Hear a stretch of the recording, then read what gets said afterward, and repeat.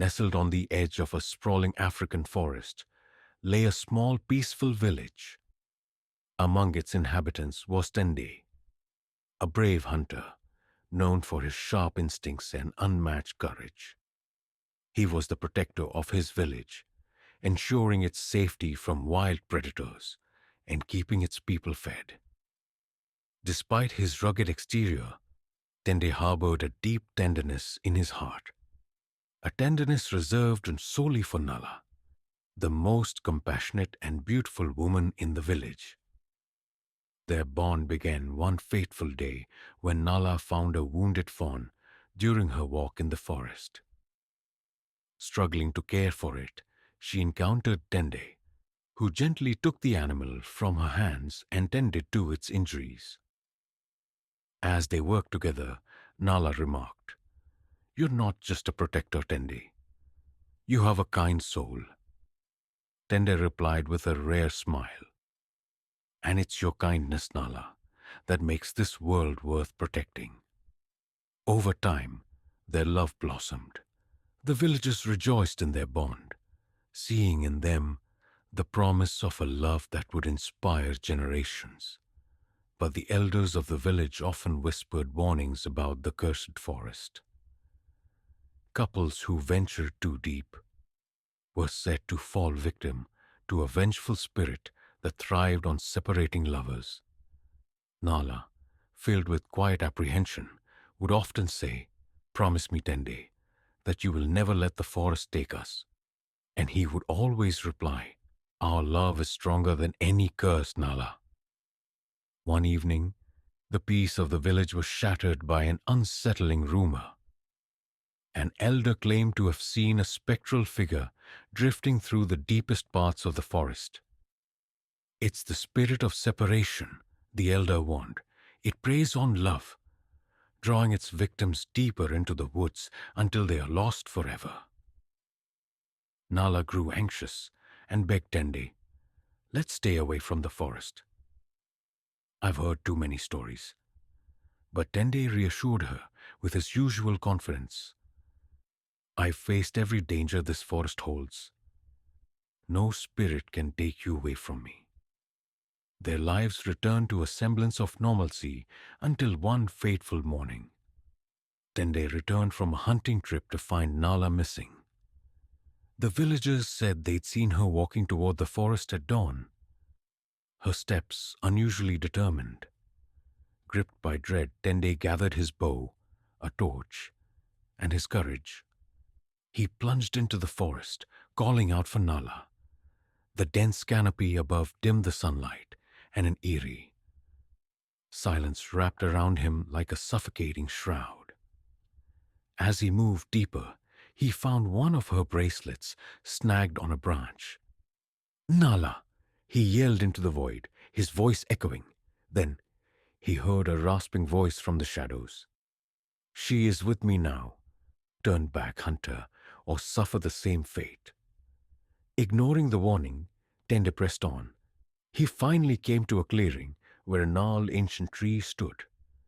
At its base lay Nala, unconscious and pale, as though drained of her life. Standing over her was a spectral figure cloaked in black mist. The spirit's voice reverberated through the air. "Do you think your mortal love can challenge me? She belongs to the forest now." Tende clenched his fists. "I will not leave without her." The spirit laughed, a cold, bone-chilling sound. "If you want her back, you must prove your love, face my trials, fail, and both your souls will be mine." Tende nodded resolutely. "I accept." Trial 1, the maze of memories, and the spirit transported Tende to a labyrinth of towering trees and twisting vines. Each path seemed identical, designed to confuse and disorient. But as he moved forward, Tende began to hear whispers, memories of his life with Nala. "Do you remember the promises you made her?" the spirit taunted. "Do you think you've kept them?" Doubt gnawed at Tende, but he pushed it aside. He followed the sound of Nala's laughter, recalling the moments they had shared. After what felt like hours, he emerged from the maze, his resolve stronger than ever. Trial 2. The River of Regrets. Next, the spirit led Tende to a river of dark, swirling water. The spirit sneered, "Cross it if you dare, but beware, it will show you your greatest failures." As Tende stepped into the icy water, visions of his past surrounded him. He saw moments where he had failed to protect those he loved, including Nala. Guilt threatened to overwhelm him, and the river's current grew stronger with every step. But then he heard Nala's voice, faint but clear. "Tende, I believe in you." With renewed strength, he pushed forward, fighting against the tide. He emerged on the other side, drenched but unbroken. For the final trial, the spirit led Tende back to the ancient tree. Nala now stood beside the spirit, her eyes vacant and her expression cold. "If you want her back," the spirit said, "you must offer your own life. Only a love willing to sacrifice everything can break my curse." Without hesitation, Tende stepped forward. "Take me, let her go."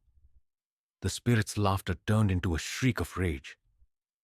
"You would give up your life so easily? Foolish mortal!" The spirit lunged at Tende, but as it touched him, a brilliant light erupted. The power of Tende's selfless love shattered the curse, and the spirit dissolved into the air with a final anguished cry. Tende collapsed, his strength nearly gone. Nala rushed to his side, tears streaming down her face. "You were willing to give everything for me. How could I ever repay you?" Tende weakly smiled. "Your love is all I need." As they embraced, the forest seemed to awaken. The oppressive darkness lifted, and the trees swayed gently in a new-found harmony. The spirit's curse had been broken, not just for them, but for all future lovers who would walk the forest paths. When they returned to the village, the elders marveled at their tale. Tende and Nala became symbols of unwavering love and sacrifice. Moral of the story: true love is not just about promises, but about the courage to face any trial and the willingness to sacrifice for one another. Even in the face of darkness, love has the power to bring light and redemption.